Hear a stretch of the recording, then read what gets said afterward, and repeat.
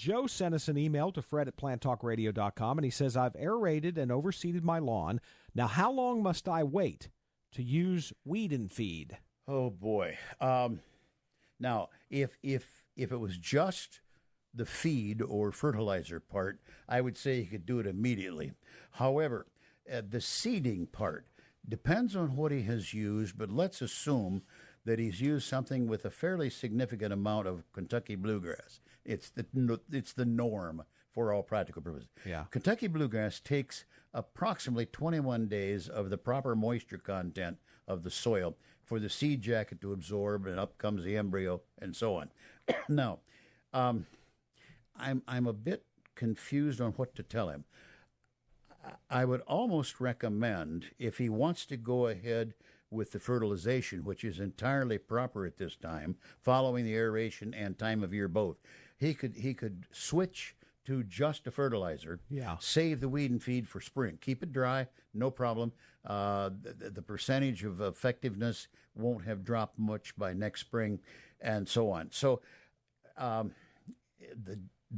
day of the aeration, the removing of plugs from the soil, you could fertilize right then, right over the top. Now, in Joe's position, I would strongly suggest that this is a wonderful time of year to get seed to germinate. I would be inclined, after the aeration, if you wish to rake around a little bit or whatever, to fill in some low spots with the plugs, whatever. But I would go right ahead and seed at this point, having used a fertilizer only. Now, if he wants to use the weed and seed, then I would have to suggest that the fertilization be done, let's just say at least 3 weeks after the application or the seeding. Because weed killers, which are meant to kill broadleaf things, can kill young seedlings of grass, even though they're biologically quite different.